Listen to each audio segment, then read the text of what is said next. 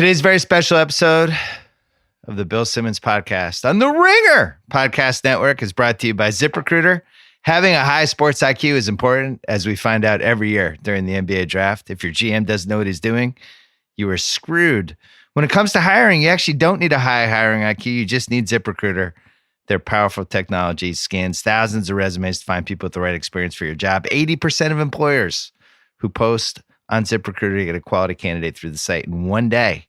My listeners can try it for free at ZipRecruiter.com/BS. ZipRecruiter, the smartest way to hire. Meanwhile, SeatGeek, the best app for buying and selling tickets to sporting events, concerts, and more. For $20 off your first SeatGeek purchase on any game or sporting event for NBA, NHL, baseball, whatever, you know what to do. Just use promo code BS. I might be doing this on Friday. My son's going to be in Boston and wants to go to a Red Sox game with his grandfather. I looked at SeatGeek. There's just green circles everywhere. Apparently nobody's going to Red Sox games anymore. My listeners can check it out. Download the SeatGeek app or go right to SeatGeek.com. Wanted to tell you about Binge Mode Harry Potter. It launched last week. Huge success. I think they are up to 6 episodes. I don't know what the hell's going on. I don't watch Harry Potter, but it sounds fantastic. Mallory and Jason are into it. The audience likes it. Check that out. Binge Mode Harry Potter. Also, The Ringer's excellent NBA draft coverage. All week we are having stuff. We have The Ringer's NBA draft guide presented by State Farm, and we will be upping that. Mock drafts. We might do a mock draft every hour. We just keep doing them. 7.0, 8.0, 9.0, 10.0. This is going to be a fun one because there's going to be trades. We will be there. When there's trades, we will have reactions. Kevin O'Connor, Jonathan Tjarks, Danny Chow, Mark Titus, Haley O'Shaughnessy, all of our NBA dudes and ladies. They're all ready. They're ready to roll. We're ready for weirdness. Last but not least, Courtside at the NBA Finals on HBO. The final show that I executive produced, it's Tuesday, 9 p.m. with a re-air at 11 p.m. on HBO. We'll talk about that during this show too, but set your DVRs. You miss basketball. This will be good. You get to relive the finals, and HBO is really good at what they do. Check this out. Tuesday night, 9 o'clock, Courtside. All right, coming up, we are going to rip through a mock draft with a variety of Ringer people. It's going to be fun. First, Pearl Jam.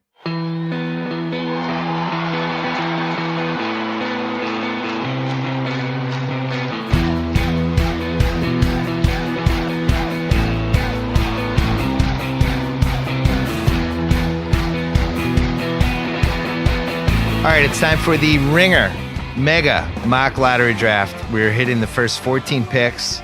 We have people calling in as if they are the GMs. They already know who they're going to pick. We did this yesterday. So we're going to call, or they're going to come in and walk into the office. Everybody has about 5 minutes to explain their pick and shoot the shit with me. We have Phoenix on the clock at number 1. Jonathan Tjarks is going to come on. Now, we made him take DeAndre Ayton because one of the things I hate when people do this is they think to themselves, all right, actually, I'm going to take Luka Doncic here. And then you end up with this whole draft that isn't actually how it's going to play out. In this case, we know Ayton is going to go first to the Suns unless he robs a gas station or something in the next 24 hours, which I don't think he will. I think he's going number 1. After that, there's a lot of good stuff in play. And I love this draft because, first of all, we have a bunch of dumb teams in the top 8, top 9. Sacramento, they love to screw up. Atlanta, they just hired a new GM. Memphis has been just a train wreck for the last 10 years of transactions and has somehow succeeded despite themselves. Dallas has not really made a good move in 6 years. Orlando is kind of the NBA's secret train wreck. Chicago's all over the map. Cleveland, who the hell knows? They're at number 8, whether they're picking for next year to compete or they're picking because they think LeBron's leaving. Then you have the Knicks at 9. I mean, they're the Knicks. What else can you say? They took Frank Nidolinko over Donovan Mitchell last year. Philly's at 10. They don't have a GM. Their coach is running their draft, which is always a recipe for disaster. Charlotte's at 11. They have been one of the most incompetent teams for the last 10 years. And then you have the Clippers at 12 and 13. Anything is possible. They're the Clippers. They are the most tortured franchise we probably have, or at least the league's black sheep. And then finally, 14, Denver. Pretty boring. Blah. They'll just take whoever the best one is left. So we're going to call Jonathan Tjarks first. He is going to talk about DeAndre Ayton, and then we are off. The Ringer's mock draft. Here we go. All right, the Ringer's Jonathan Sharks on the line. He's picking for Phoenix. We made him take DeAndre Ayton because we all agree there's no way he's not going first, right? That certainly sounds like it. Everyone seems to think it's going to happen. Are you okay with this? Are you okay with DeAndre Ayton going first? I mean, I wouldn't take him one, but I get why they're doing it. Like, I could look very dumb in a few years not loving this guy. I mean, he's got all the tools, obviously. The tool that he doesn't have seems to be consistent hard work, which is a red flag. It always makes me nervous, right? I would just say defensive IQ is just not always there. Like, he's going to be the 5, and he has a long way to go in terms of protecting the rim, reading the floor, and just like really putting in effort on defense in general. What player does he remind you of? What current NBA player? Is there one? Boogie Cousins. Oh, wow. That's loaded. Yeah, for good and bad. Like, I feel like DeAndre, it's like, imagine if Andre Drummond had a post game and a 3-point shot. It's a great player, but how is that going to work on a team? I don't know. Yeah. So you would take Luka Doncic with this pick? If I didn't take Luka, I would take Jaren Jackson. I don't even care. I think he's better than Ayton. But that's just me. That's like, obviously, I'm just a guy. Everybody likes Ayton. He could be really good. He's got all the tools. So Jaren Jackson. So he's not even 19 yet. I think he's 18.7. One of the things I like about this year, and I don't know when it started, but everybody started using decimal points for age, which is pretty cool. I am now apparently 48.6.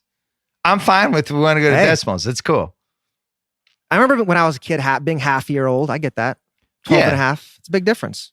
So he's not even 19 yet, Jackson. And I do think, like, I've been thinking about the Clippers and whether it made sense for them to trade up. It certainly seems like they want to get into the top 4 somehow to get a chance at Doncic or whoever they're looking at. I think after the top 3, if the top 3 is Ayton, Doncic, and Jackson in some order, I don't think there's anyone else I would trade up those 2 picks for. Is there any other player you think is worth 12 and 13, especially when guys can drop down? No, I don't think so. I think Bagley in the right situation could be like, if you have a Marc Gasol and Bagley can play, not protect the rim and be the 4 and be the 5 on offense, I think he'd be great. But other than that, I don't think so. I think those 3 are kind of above the trading up. So you think if Phoenix shocked everyone and took Jackson at number 1, you'd be okay with that? I would. They won't do that, but I'm a blogger, right? It's not my job on the line. It does seem like Jackson's very Al Horfordy.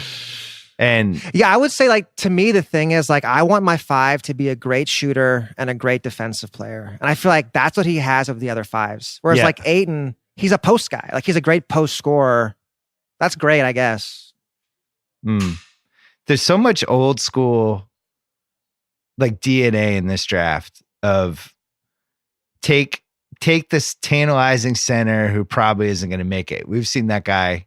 I mean, I shouldn't say probably isn't going to make it, but probably is going to make it as the superstar you think he's going to be as the number 1 pick. We've seen this guy before. Like, there's a version of him that's Joe Barry Carroll 40 years ago, where it's like, oh yeah, he's got all the tools. The only thing is not sure about his defensive IQ and how hard he's going to work. And then I think it helps too, though, in Phoenix playing with Jackson and Booker. That'll make his life a lot easier on offense, at least.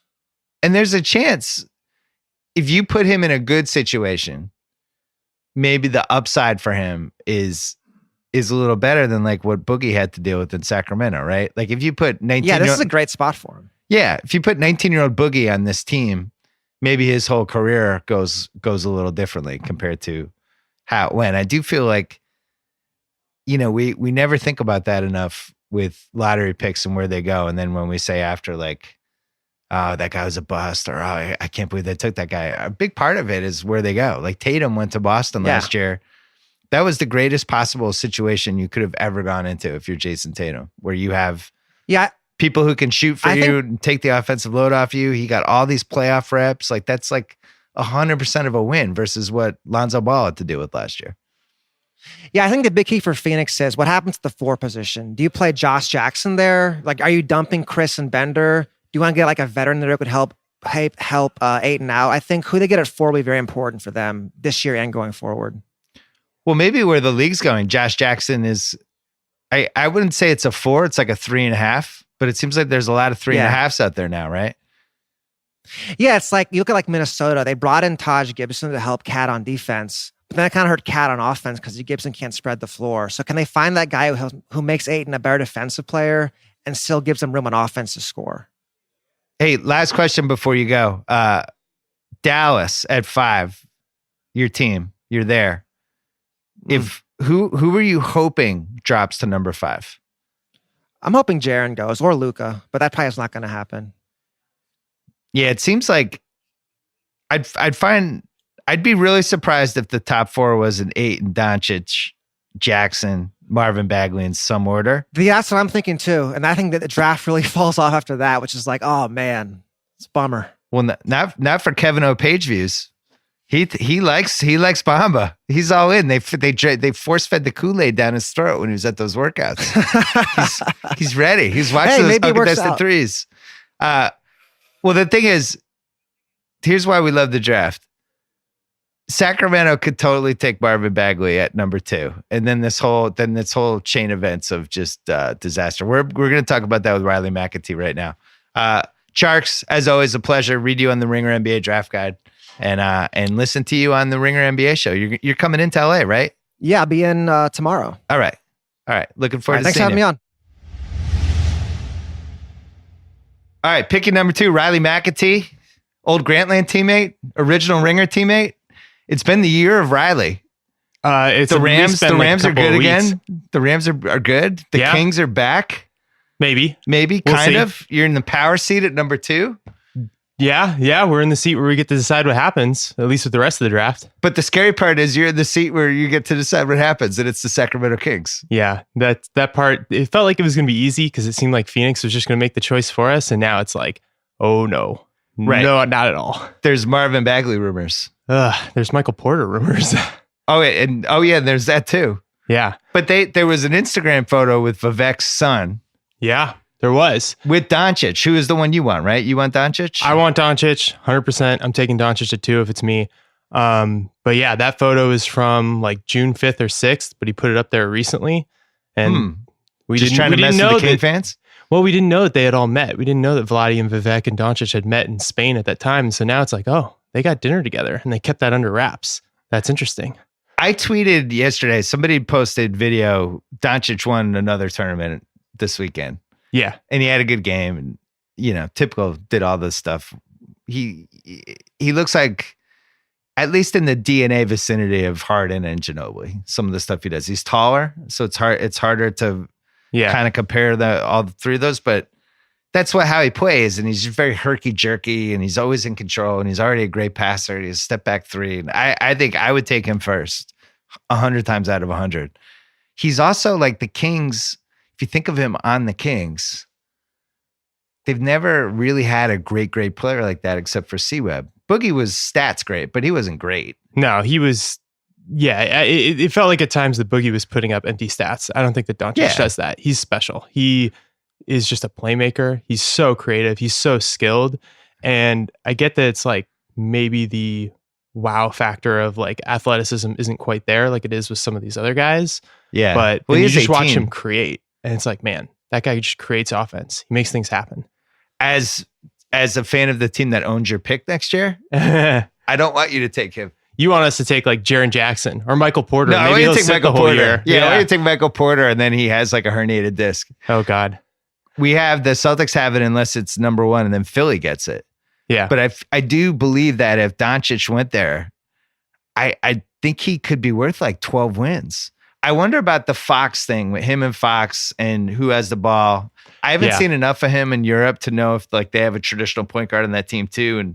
But it does seem like he could play anywhere. That's the one argument I do see for not taking Doncic is that I think if you take him, you want him to have the ball. And if he has the ball, then it's like, what is De'Aaron Fox doing on the court? A guy who's not a shooter and not like a true impact defender. But it's that's a good problem to have though. But it's like, you just take the most talented guy, right? Like the Kings don't have enough talent to be like, oh, well, we're going to draft for fit now. You just need to get the best person. And then you'll worry about the fit with Fox and Doncic later. We saw Cleveland make this mistake in 2014. They had Kyrie and they had Dion Waiters, and then they had the number 1 pick, and they should have taken Oladipo. It was the safest pick, but it was like, well, we already have Dion Waiters. And it's like, yeah, he's better than Dion Waiters. Make Dion Waiters your 6th man. I was saying this on TV, and people were like, you're killing the Cavs. Like, no, Oladipo's better than Dion Waiters. Sorry. Do you know who didn't make that mistake, overthinking fit? The Sixers. They took all those centers. They took Noel, and then they took Embiid in like the very next draft. Yeah. And it was like... But unfortunately, then they did take Okafor too. Yeah, they took Okafor then. But that one was a mistake. But it's like the idea of just taking the number one guy, the best guy, regardless of position, and eventually waiting until you hit a superstar is the right move. Yeah, especially... I've always wanted the NFL to do this. I would just take a quarterback every year until I ended up with a good one. Because no other position matters. Yeah. But Boston did this with Tatum. Like the quote unquote fit last year might not have been him, but their thinking was 6'8" guys in the perimeter, interchangeable. All of them can shoot. Yeah. In this case, like you take them, you see if it works, and if it doesn't, I really like De'Aaron Fox, and I think he has trade value. I told you what I would do. I would trade him for the 6th pick. Yeah, I floated that to Kevin Clark actually, and he was like, "I'd rather have Trae Young," and I was like, "Wow, I think you're crazy." Well, Kevin's coming on later, and unfortunately, it's going to be one of the 3 greatest moments of his life as a Magic fan, just picking Trae Young in a mock draft. Yeah. But so if you get Doncic, he comes in. This doesn't open the door now for the Kings to be like, let's win now. Let's make another dumb free agent signing of a veteran guy who's going to be unhappy 4 months from now. They're not going to do that, right? Well, I don't know. I mean, I wouldn't be totally opposed to them doing that just because they don't have the 2019 pick. So it's sort of like, as long as you're not getting them on crazy long deals that are going to look really bad in 2020, it's like, why not? We have no pick next year. We might as well just gun for the 8th seed and lose in 4 games to the Warriors, but at least that'll be a fun series going back and forth down I-80. But that was the case to trade for Kawhi, right? Yeah, well, okay, but that's different because then you're giving up the number 2 pick and you're giving up like long-term future assets. If we're just signing guys to contracts and free agency, whatever, who cares? Yeah, but I think I'm thinking I wouldn't do this, by the way. I think this is absolutely idiotic. But if they traded 2 for Kawhi, yeah, they did the 1-year all-in flyer on him, and they still controlled like whatever his max contract stuff is. So at least maybe you could trade him or whatever, try to talk him into being the star. The reason I wouldn't do it is I'm not sure he wants to be the star. I think he wants to be on a super team where he doesn't have to deal with all the being the star stuff is my random psychological take. I wouldn't do it either, but I wouldn't do it just because I think there's no way he resigns. I think he's just Probably gone not. after 1 year and it's like, wow, why do we do that? I'm going to ask you a very tough question. The Kings could do that though, right? It would be a very Kings move to be like, we've got Kawhi Leonard. It's great. He's going to resign here. And then you trade the Doncic pick. I could totally see them doing that. There's nothing. Sometimes you got to take a risk. I could see Vivek. Like I could see the press conference. Totally. Yeah. I mean, hey, we'd have one season where we'd have a true superstar. But we went 44 and 38. Oh, wait, he left. Yeah. Just take Doncic. This isn't hard. Agreed. It really isn't. I could see them taking Bagley though. He feels like a very kind of over the decades kind of Kings player. He's like, oh, it's 28 points last night, but we lost. I've tried so hard to talk myself into Marvin Bagley, just mentally preparing for that pick, and I can't do it. I'm like, he's going to be a 20 and 10 guy, but we're going to win like 35 games every year with him. Very Kingsish. Titus loves him. Yeah, I know. I read that piece and I came away and I was like, I still can't get my mind off of Luka Doncic.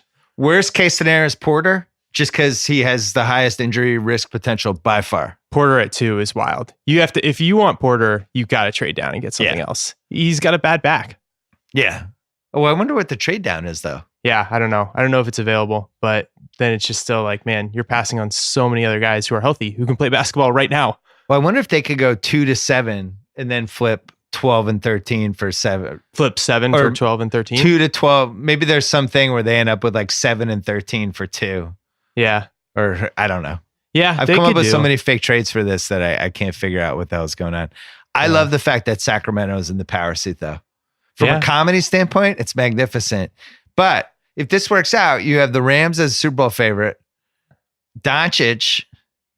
Anything else going on sports-wise for you? That's really it. It'd be those two. Yeah. Cal football is not doing anything right now. So just so people know out there, Radley, probably the most tortured sports fan we have at the Ringer. Yeah. Not a lot of highlights. The Rams making the playoffs was your number one highlight since I've known you. And I've been a fan of them since they moved to Los Angeles. So that's 2 years now. You 2 long years. All right. Good luck with Doncic. Thank you. All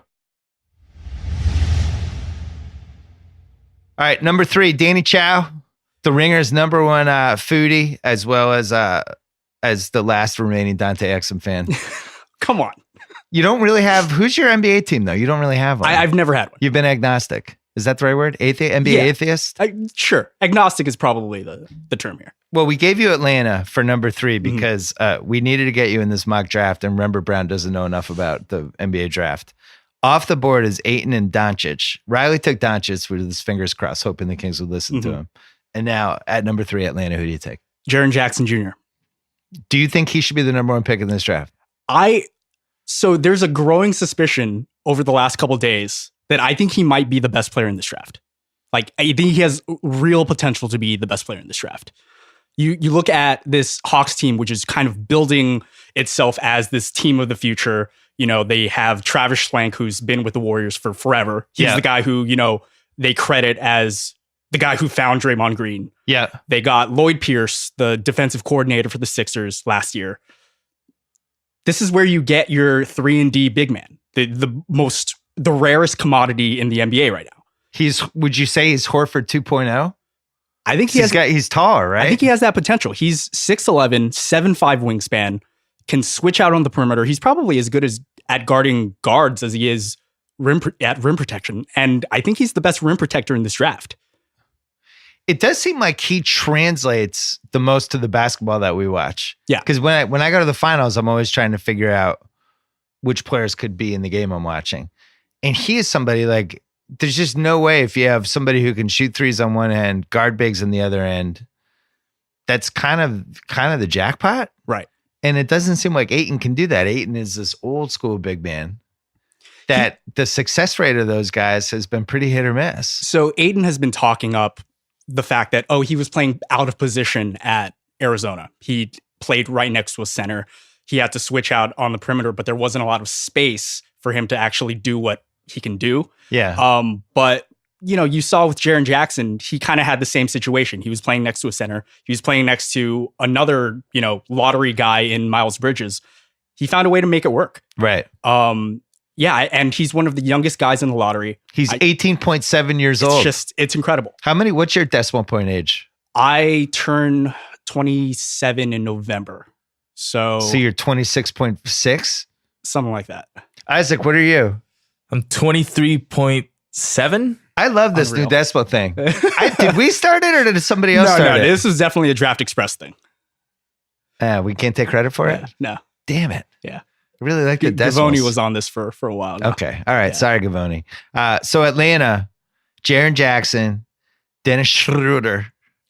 Who knows how long he's there? How are you trading a point guard who makes $18 million a year true. when everybody has a point guard? That's true. And then John Collins, who we like. That's an interesting front court. Very athletic. Jaren Jackson kind of covers for a lot of what Collins I actually can't do like that, but I do like that front court. It's fun. It's exciting. Yeah. The one thing with Jaren Jackson, you worry about his shot. Like, he shot 40% from 3 in college, but his form is a little bit wonky, a little bit unorthodox. He just kind of needs the reps. But from what I've seen, his touch is awesome. So I'm not too worried about it. But if there's one thing you can like really maybe poke a hole in, it's like, well, his shot was good for college. You don't know how it's going to be in the pros.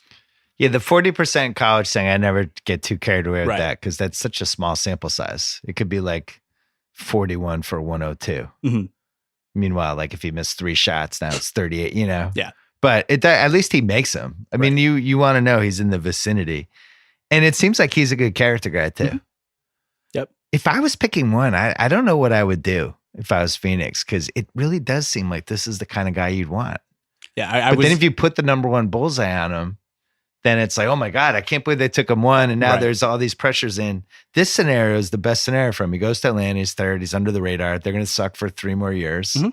And he'll just kind of get his reps. Yeah. I've talked to Suns fans and they're just like, we're cursed. This number 1 pick, it's either it's a no-brainer or it's a toss-up. And I feel like in this year it's a toss-up. But you would take Luka first, right? I would take Luka first. So our entire staff would take Luka first. It really does. Yeah. All of us. Mhm. KOC seems like he is probably the most bullish on Jackson going first. You're probably number 2. Really, I thought Sharks would have been. I feel like Charks has been our Jaren Jackson zealot for the entire year. Charks is in on Luka. It sounded like. Isn't that what he said, Isaac? He is, but he is in on Jackson. He'd be okay with Jackson. He's been saying that Jackson would probably be the best big in the draft. Yeah, since like I don't know, since February. Yeah. It does seem like after this pick, it drops off. We have like the three sure things basically. Everyone was saying it was the tiers. It was like Doncic, Ayton in the top tier. But now it seems like Jackson's drifted into that top tier, and we have a 3-person tier. Yeah, it's just he fits so much with everything that we're seeing and everything that we're going to see in the next 3 years in the NBA. It's really easy to project him as a guy who makes a huge difference on any team he plays on. Jaren Jackson Sr.? I remember him from his Spurs days, but... so that's the dad, right? Yeah. Yep. It's kind of amazing. Yep. So yeah, that's why I actually think his shot might translate, because Jaren Jackson Sr. was a clutch shot maker for the Spurs. Yeah. So... I like that too. I like the son of an athlete. Mm-hmm. I think we've seen over and over again. Like, I talked about that with Donovan Mitchell on the pod a couple weeks ago about these kids are around locker rooms and they're just kind of used to the life. They're not surprised by stuff. They have a parent telling them, don't do this, don't do that. Just the adjustment thing's better. Give me your biggest food recommendation right now. So yesterday, Father's Day, my brother made an amazing tomahawk ribeye chop. Oh, tomahawk. So you're number one for tomahawk now? Actually, no. He had a ribeye cap, which is arguably a more beefy cut. Yeah. Than the tomahawk. The tomahawk's really just, for show. It's beautiful. It looks amazing. You could kind of wield it as an axe. But my brother had a couple steaks out there. It was delicious. Sous vide, The tomahawk. Tomahawk's gaining steam. All right, Danny Chow. Always a pleasure. Write some food columns, please. Once we get through the draft, write about food. Once we get through you to this, do it. Sure. Right. Thanks for coming on. Thank you. Quick break to talk about Burrow. I have good news. Burrow has reinvented the luxury couch. From style to shipping, Burrow's put the time and thought into furniture buying so you do not have to. Customize your Burrow sofa to fit your personality by selecting the color, size, armrest height that's perfect for you. It's super comfortable, adaptable. If your space changes, the modular design allows it to move and grow with you. It assembles and disassembles in just minutes. No tools required. Perfect if you ever have to move. With stain-resistant fabric and a built-in USB charger, Burrow has the durability and functionality to keep up with your hectic life. All Burrow furniture shipped fast, shipping free. Enjoy 30 days of cozy on your Burrow, risk-free, or try out Burrow at one of their showrooms today. They actually sent us some, and it was just in time because we got a couple new Ringer offices, and you know what we needed? Couches. Nice couches. So thank you, Burrow. For $75 off your order, visit burrow.com/BS. That is BURROW.com/BS for $75 off your purchase. Back to the mock draft. All right, on the line from Memphis, Chris Vernon. He hosts the Tuesday NBA podcast that we have in the Ringer NBA show with Kevin Page Views.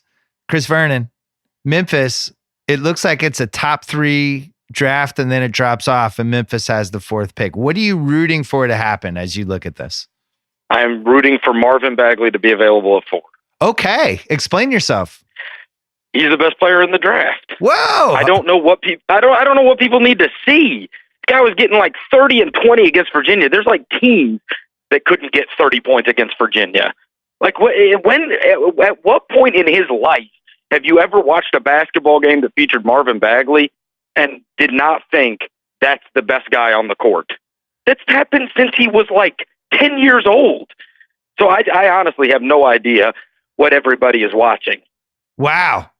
You came in hot. I like this. So the rap on Bagley is can't play defense.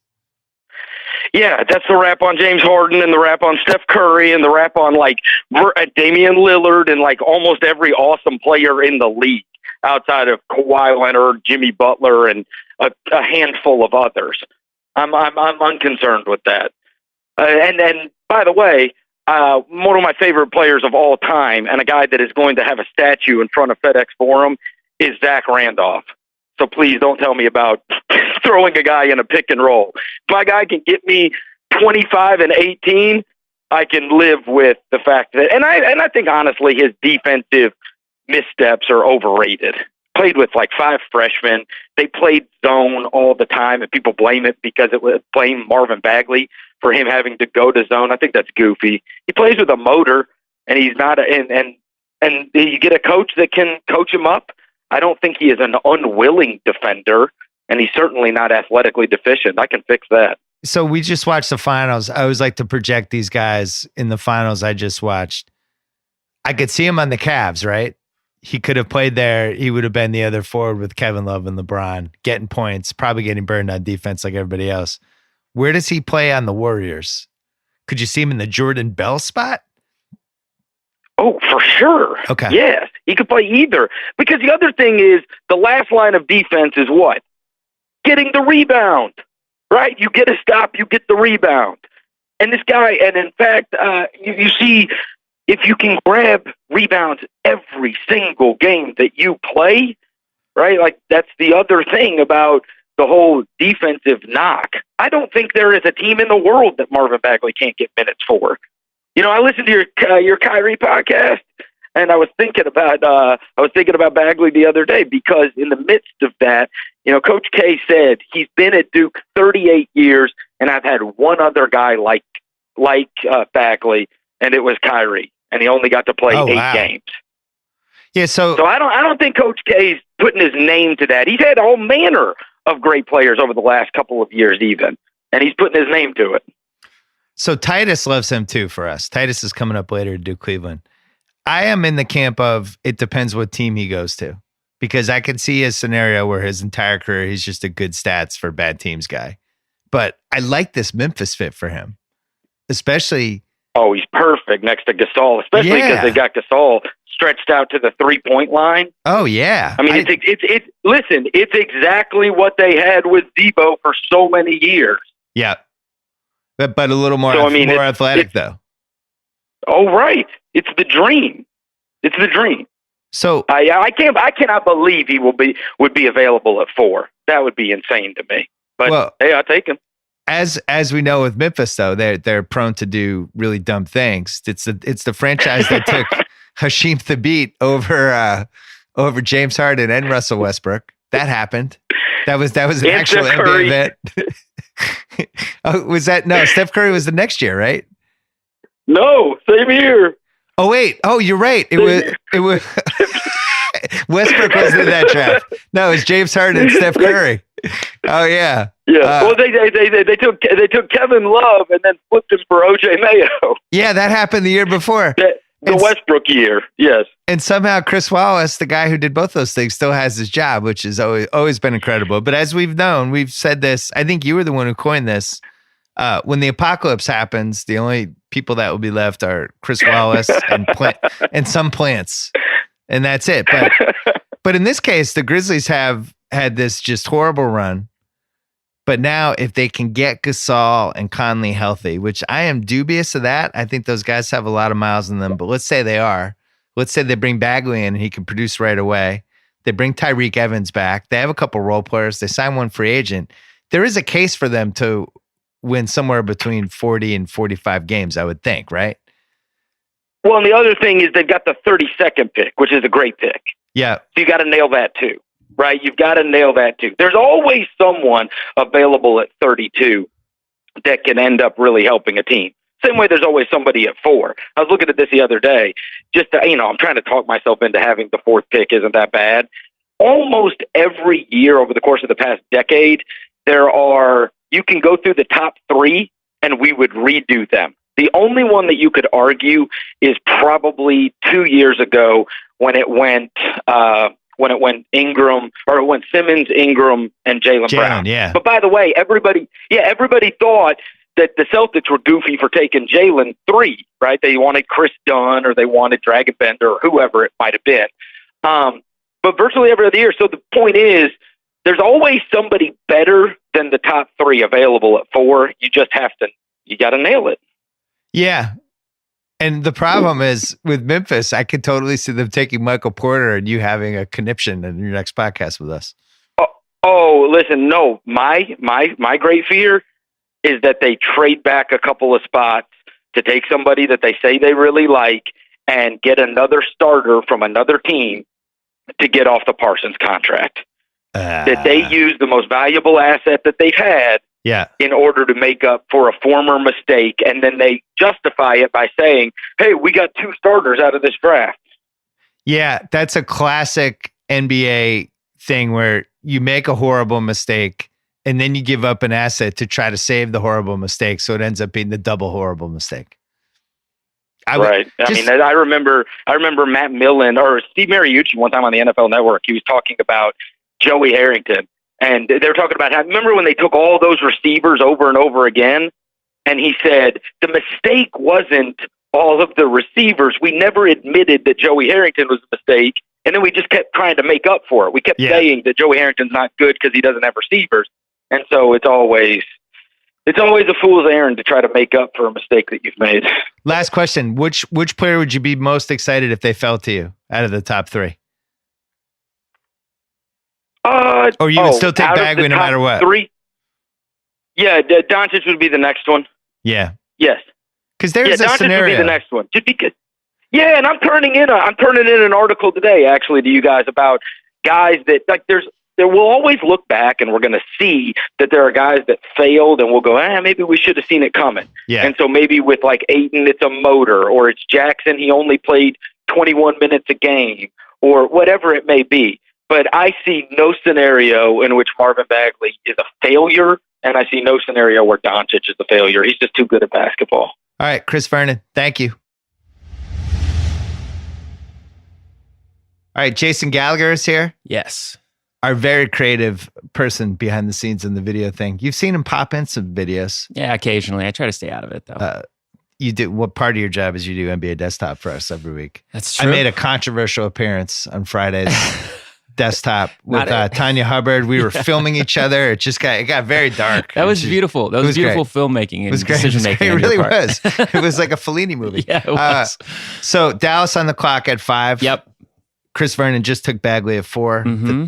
The top 3 is what the top 3 is. Uh-huh. So what do you do at number 5? When you hang out with Kevin O'Connor long enough, he starts to try to convert you to his belief system, and he's essentially convinced me that Mo Bamba's the guy. Okay. He's convinced me. He's been on a crusade. 2 weeks ago, I was pretty out on him, but he's just been texting me every day, little tidbits of Mo Bambaism. Longest wingspan in combine history, Jason. Did you know that? He can finish around the rim. Baseline, he's defensive presence, but the upside is he's a cornerstone. And it's really gotten to me, Bill. And I've now converted to the Church of Mo Bamba. Oh, you I'm in. He's got me. Did KOC take the Kool-Aid from the Mubamba's workouts? Did he pour it over your head, or did he force you to drink it? He sort of forced me at first, and then I started asking questions. Well, what about this? What about that? And then he's just like, go watch interviews. Okay, so he's so intelligent, yada yada. I'm impressed by Mo Bamba now. I'm on the island. Evan's like judging me right now. He's a Mavs fan too. So yeah. So Dirk and Mo Bamba. You can't factor Dirk in anymore. Why? Dirk's never leaving. Dirk's never leaving. He's never leaving, but Dirk is like Daryl Hammond on Saturday Night Live. He's just going to be there until you make him go. My favorite thing on Mavs blogs is they're like, well, we got to start thinking life after Dirk. And it's like 4 years ago? Yeah, forever ago. Not now. I mean, yeah. So that kind of shows you the state of Dallas right now.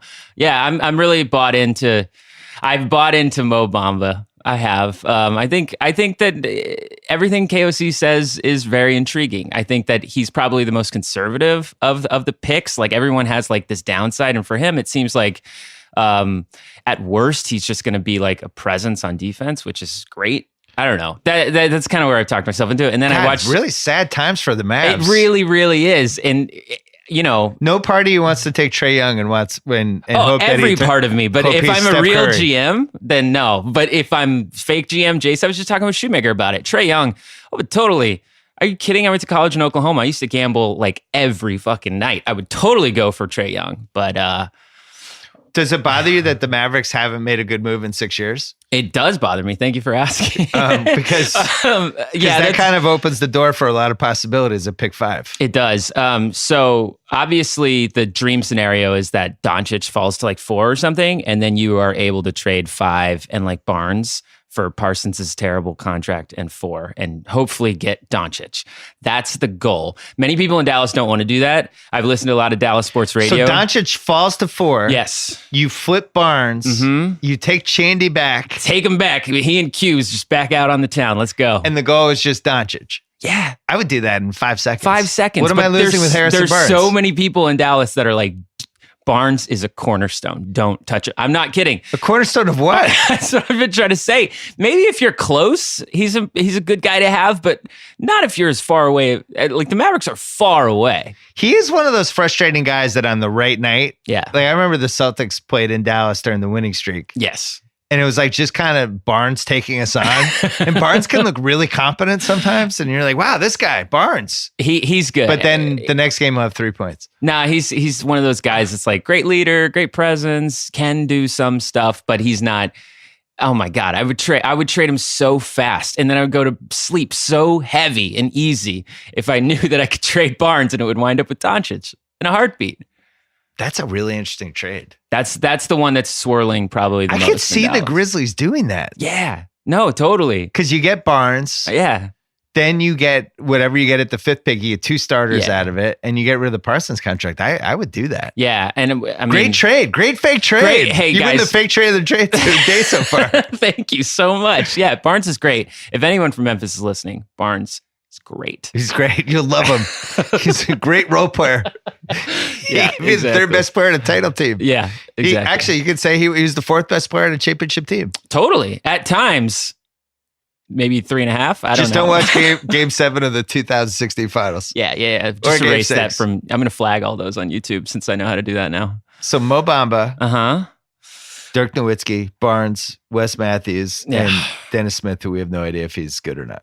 No, I think you have Oh. to go in on Dennis. Okay, you good. have to go in on him. Would if you want to you're play here. basketball with him? Me? Yeah. Sure, but If I you would were like play a two basketball guard? with anybody. Okay. No, in all seriousness, Dennis. I mean, right now he played really well last year. I think last year was like rookie class was an anomaly. In any other year, he would have been really impressive. 2 years ago, who won rookie of the year? Fucking, what's his name? From Milwaukee? Oh, Malcolm Brogdon. Brogdon. Well, Yeah. we don't count that one. I know, but I'm saying Dennis would have won rookie of the year hands down that year. All right. So you got Mo Bamba, but Your you're voting for. No, I'm just going to ignore that. So you're picking Mo Bamba, but you're rooting for the Barnes and 5 100%. Yes. for Parsons and 4 trade. Yes. All right, Jason Gallagher. What's your next video project for us? Probably more NBA desktop. Okay. Great. I got to think about it. All It's- right. Yeah. Thank you. Thanks, Phil. All right. This is one of the 3 greatest moments in Kevin Clark's life. Lifetime Orlando Magic fan gets to pick for the Magic in a mock draft and pick the guy he wants, which means they won't actually I'm take that turning person. the card in early. You know Turning it those in picks early. where they just like they don't even take the time on the clock. They just turn it in because they've got their guy. Yeah. Trae Young. Trae Young, that's it. You're That's in. it. I'm in. It's between in a lot of mock drafts between Mo Bamba and Trae Young here. I don't think it's much of a decision because Well, Mo Bamba's off our board. Mo so Bamba's it's no off the decision. board, but I'm saying in a lot of situations that has been the decision. And for me, once I saw Trae Young was available, I just jumped at him. I think he's what the Magic need. There's a lot of potential downsides to him, but Yeah. I just think what the Magic need to get out of their 6-year tailspin is scoring, excitement, and superstar potential, and that's what Trae Young has. Bamba would be just an atrocious pick for them. You already have 2 centers. So That would seem like the most magic pick ever. in KOC's draft guide, Yeah. he calls Bamba a theoretical shooter, which is just the Magic lead the league in theoretical shooters. Yeah. That was Rob Hennigan drafted based on who the most theoretical shooter was. Mario Hezonja was a real shooter who became a theoretical shooter in Orlando. And so Trae Young is a legitimate guy who can score. I'm so glad he's there because he's exactly what the Magic need. So Trae Young goes to the Magic. Let's say it happens. Okay. Most fun player you've had since Penny Hardaway? Has there been a more fun Magic player on paper? I'm just going to say this, and this I won't might laugh. be a homework. I'll never laugh at you Are with the we Magic. totally sure that Hito Turkoglu wasn't fun in 2009? steroids? With the steroid era, Hito Turkoglu? Well, everybody. I mean, we had some issues on that team, but it's fine. I mean, no one's discounting. Sammy Hito Sosa was was fun. The Bash Brothers were fun in Oakland. No one had less of a good time. Everybody loved the steroid era of baseball. Okay, well, they had a steroid era for the Magic. It was just as fun. He knew that couple years when he would just be at the top of the key and they would set him a pick and he would do weird Hito things and then shoot a three and it would go in. Well, the best was when Jameer and Nelson. then it ended quickly. I wonder it's weird how sometimes guys test positive for banned substances and then they tail off. So it was the best part of that team was when Jameer Nelson got hurt and then Hito could just handle the ball and cut out the middleman and just go to the top of the key and shoot a three. It was a good time for me. So all right, walk me through. Trae Young comes to the Magic. Yeah. You have Jonathan Isaac. Vucevic, is he on the team again? I guess. I mean, we've been trying. We're in year 4 of trying to trade him, I guess. He'll be off the team. We're still trying to trade him. And Biyombo, you got 2 years left. We have 2 years left of Biyombo. My suggestion for Vooch is we trade him to 1997 when he would have been really a valuable key player to a team. Like a time machine trade? Yeah, time machine. Yeah, we just find someone in 1997, we give it to him. Trying to get back I'm trying to think of some shooter from 1997. Was Del Curry around still then? Maybe he was. Glenn Rice? Mitch Richmond. Yeah, Glenn Rice. Glenn Rice. Good 1997 Glenn Rice. It's a great trade. Vooch straight up. Okay, so I guess the contracts wouldn't match up. But yeah, at this point. I like that's your biggest problem with the time machine trade, that there might be some contract issues. not just the time machine part. That part's been solved, but I don't know if it fits within the salary cap. So the Magic don't have a lot of assets. And no, it's amazing because you picked in the top 8 for the entire decade, haven't you? Yeah, I mean, starting in 2013. Starting with the Dwight Howard year. Starting with Oladipo, who was second overall. So this is your 6th straight year picking in the top 7, I'm going to say. Yeah, and not only that, but what the return we got back for Dwight were first-round picks. Vooch, Mo The Harkless. Dwight trade was great for Orlando in retrospect. Yeah, we won it. You got a lot of assets. Nobody won. Everyone won lost. that trade. But if there was a winner, it was Orlando. It was like World War I. Yeah. So as I say it all the time. So the Magic, I don't know. If you're asking me where they go from here, the answer is I don't know, because I would assume at this point, Gordon, who I guess they'll match any offer. That's been the report. They will match any offer that they get for Aaron Gordon.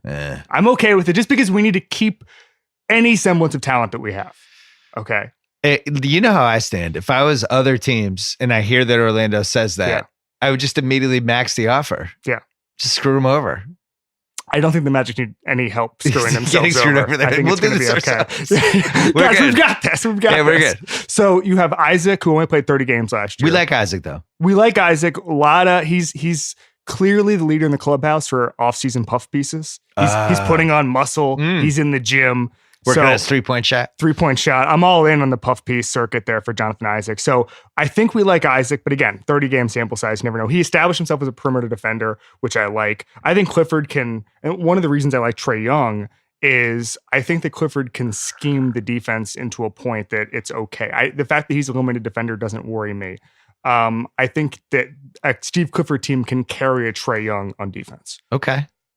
Trae Young, I'm trying to picture him in the uniform. I just see him with a sad look in a very ugly blue and black old school Orlando uniform. The just throwbacks? Going 2 for 30. It could definitely That's happen. our worst case scenario. Best case scenario is he becomes a star. It's Orlando. There's a Disney ride for him. I don't know. I'm just trying to talk it through. He lives on a nice golf course somewhere. Yeah. He becomes friends with Tiger Woods. Tiger left Orlando. He's in Jupiter now. Oh, he's gone. He doesn't come to the Magic games anymore? Orlando's greatest asset has left. He needs a place to park. So are you his now yacht. Orlando's biggest celebrity fan? Ian Poulter? Okay. Is it still me? You guys are in the finals. Is it still me? Bubba Watson? All right. Well, congratulations. I hope this works out. Thank you. All right. Wanted to tell you about Courtside at the NBA Finals. It premieres June 19th, 9 p.m. on HBO. Re-airs 11 p.m. Same channel, HBO. Also available on all the HBO platforms, HBO On Demand, HBO Go, all that stuff. It will be available right after the first episode premieres. I was at the finals for 11 or 12 days. Turned out to be sweet, but it was cool. The narratives were good. We wanted to create a show that resembled a little bit the shows I grew up with in the 1980s with, after the season ended, NBA Entertainment would put out these awesome 1-hour specials about the finals with a whole bunch of cool camera shots and music and inside access, all that stuff. We had some workarounds this time around. These guys are super famous. It's hard to just put mics on Steph Curry during a game. But I liked where we landed. And I think the show is cool. And I think if you love basketball, I would definitely give this one a chance. Plus, you miss basketball. Basketball's been gone for like 10 days. So check it out. Courtside at the NBA Finals, June 19th, 9 p.m., HBO. And guess what? The HBO sports team is really, really talented. They're good at this stuff. So there it is. Back to the mock draft. All right, on the line right now, Robert Mays from The Ringer. Normally he's a football guy and a Metallica guy, and he wrote a Gaslight Anthem oral history that was pretty great last week. But he's also a Bulls fan. The Bulls on the clock at 7. It's been an up and down history for them. You know who's off the board at this point. Who would you take for the Bulls at 7? I mean, I think I have to go with Michael Porter Jr. just because the upside is so tantalizing. It's hard to ignore. Obviously, the risks are there in several different ways, but I mean, this is a team that is pretty much a blank slate in terms of their direction. They don't have many building blocks. It's not as if like, well, he kind of overlaps with somebody else's skill set. No, I mean, there's so little to work with there that I think you just have to go for the guy that could be the biggest factor and have the biggest impact down the line. And I think that's him with the guys that are still left. Who would you compare? Have you studied him? Have you been on YouTube watching Michael Porter clips? I was on YouTube watching Michael Porter clips last year because he went to Missouri. Oh, yeah, so that's right. He was going to my alma mater, and I was very excited about it, and then we didn't get to watch him play. So I'm familiar with him and have been for a while, and I just think that the weaknesses and the downside people see in his game, the fact that the shot selection is kind of erratic, he's not a very good ball handler in tight spaces, things like that, those are nitpicky to me. I think a high school kid that can drain just from anywhere like he can with unlimited range is probably going to have a pretty terrible shot selection. So that I don't mind. I feel like when he settles into the NBA, those things will kind of fade. In my mind, it's more so the injury stuff and just overall just his personality. It seems to be grating on people. But the game itself, I'm very excited about. At 7, I think he'd be impossible to pass up. The personality, it seems like there's a 50% chance he gets punched by Bobby Portis, right? That's exactly right. 55%? Not sure. Somewhere in the 50s. It's probably better than 50-50. I go like 54%. Okay. Well, there's 46% chance he won't get punched. And you kind of glossed over the health stuff, but that's the biggest reason that he would be available at number 7. Yeah. Teams can't even see his medicals. We have we have really no idea what's totally wrong with him. It seems like there's a back issue, but I haven't even really heard a perfect explanation for it. Have you? No, I haven't either. It was kind of shrouded in mystery when he was at Mizzou. People didn't know when he'd be coming back, if he would be coming back. And you think about back issues with not a small man. He's pushing 6'11". And that's the type of stuff that even being 19 is like, oh God, that's exciting. But then having back issues at 19, that you have to have pause with that. And that worries me. But again, I just feel like he's the only guy remaining that you could take at 7 and he could end up being the best player from this draft. Like Wendell Carter's solid. I like him. I'd like him on my basketball team. But I just think if you're the Bulls and you have so little going forward that are just the pillars of your franchise, you need somebody that can be an all-star. Do you see any scenario where Porter and Markkanen are the two bigs on a team that's like in the 3rd round of the NBA playoffs? I don't think Porter's necessarily a big. I think he's a guy that can handle the ball a little bit on the outside. He can shoot.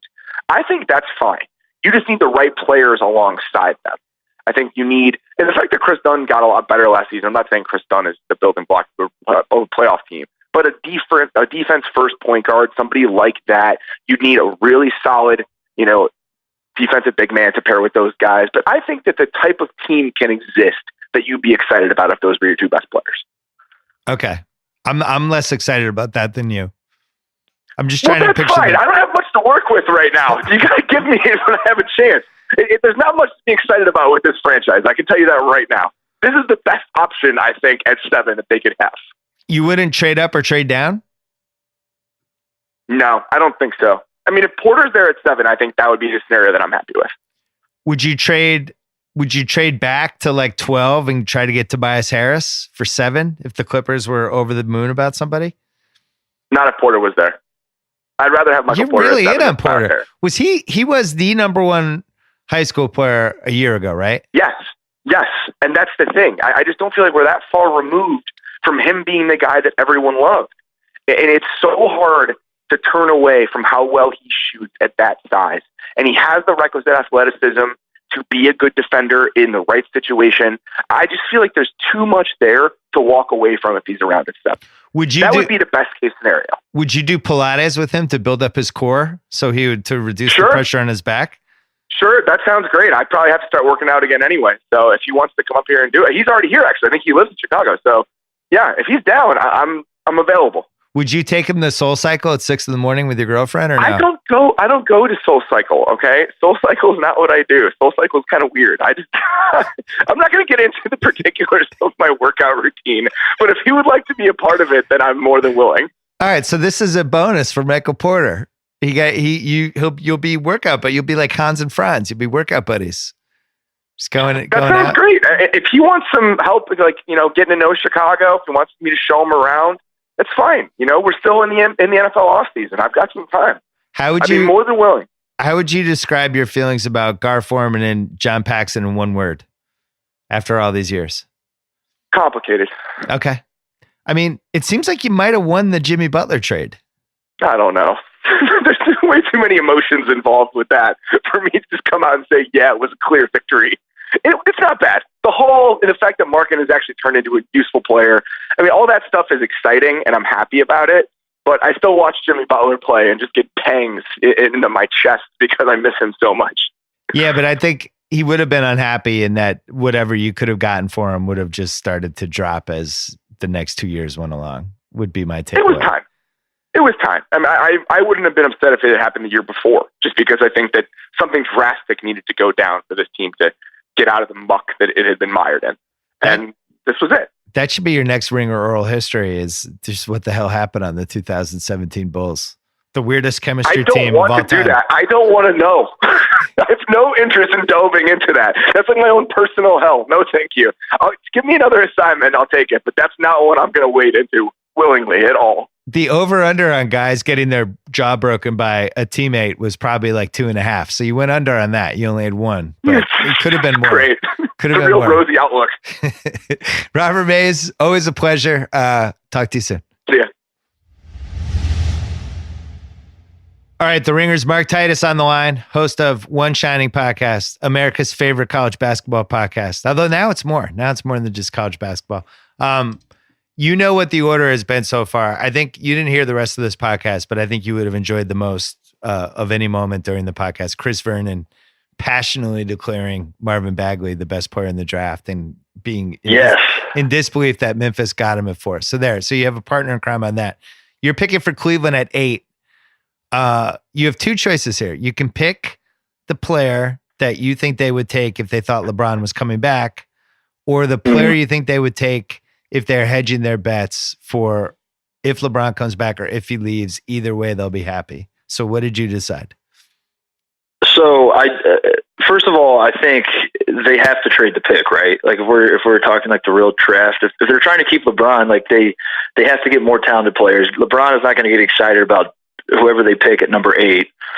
The only assets they have are the 8th pick and Kevin Love. I think they have to trade this pick, right? If they're trying to keep LeBron. But for the purposes of this exercise, in my view, that's it. Like they have to trade the pick to keep LeBron, or if they're assuming LeBron's gone, then you don't even worry about it. I don't think there's anybody that they can draft at number 8, basically, that's like, okay, now LeBron is staying. So I had 2 different thoughts. My first thought was I really thought Trae Young should be the guy. I think like if LeBron leaves, just swing for the fences and take like the most boom or bust player probably in the draft. But then I think it was Kevin Clark took Trae Young, right? Yeah. Took him off the board for me. And then I started thinking about it more, and it flipped the other way. I was like, Cleveland is going to be put in a situation if LeBron leaves that these next 5 years are huge. I am very fearful as an Ohioan that the Cleveland Cavaliers will never be relevant again. I think they just got to like basically stop the bleeding for these next 5 years and take the guy that makes the most sense, the best player that's probably available at this point in the draft, the best 2-way wing in the draft, Mikal Bridges. So that is my pick. I think my biggest flaw as an NBA GM whenever we do these sorts of things is I always like the guys who are good players now, which is why I'm also excited about Marvin Bagley. I like the guys that just like, I see how good you are right now. I need you on my team. Mikal Bridges, best player on Villanova. Jalen Brunson won National Player of the Year. Tate and I were talking about this on our podcast all year about how Jalen Brunson is not even the best player on his team. Mikal Bridges was definitely the best player on that team. He's a winner, all that kind of stuff. Everything. I love everything about his game. I think he's the best player at the number 8 spot. So I think that's what the Cavs have to do. And what's interesting about that pick is he works for either direction. If LeBron leaves, it's still good to have him on the team and he could still do stuff. What NBA player would you compare him to? The one he always gets is Kerry Kittles, but I think that's just because they both went to Villanova. Kerry Kittles? Yeah, I know. That's what I've heard Kerry Kittles. Maybe that's just Tate. Tate always says Kerry Kittles. Kerry Kittles? I don't see that one at all. I was thinking, to me, it seemed like in our Ringer NBA draft guide, we had Robert Covington, Eddie Jones, Tony Snell, which Tony Snell, I think, is insulting. Should not have been on there. But could he be like a better version of Robert Covington? I actually think he could. Could he be a rich man's Robert Covington? Yeah, absolutely. And if I don't see why not. Yeah, that's a great guy to have because everybody in the league, you need those multiple. You need that guy to stop multiple scorers on each team. They certainly don't have that guy, as we witnessed in the playoffs. So, I think he's definitely not the best player on a championship team. All that, but at number 8, I think we're at that point where those guys are off the board, right? So. You have to start thinking otherwise, and I don't know. I went to Game 4 of the finals with you at the Factory of Sadness, and it did get sad in the crowd in the fourth quarter. There was a feeling of gloom that was looming. You got sad. You stopped talking for a while. It just was got super sad in there. It wasn't even like really that. I thought there would be like a big standing O MVP chant, and it was different. It just got sad. Unlike every other team, this is not about LeBron leaving. This is like as soon as LeBron leaves, it's not like, okay, well, cool, that was fun that we had LeBron. Now let's try to go get the next great player.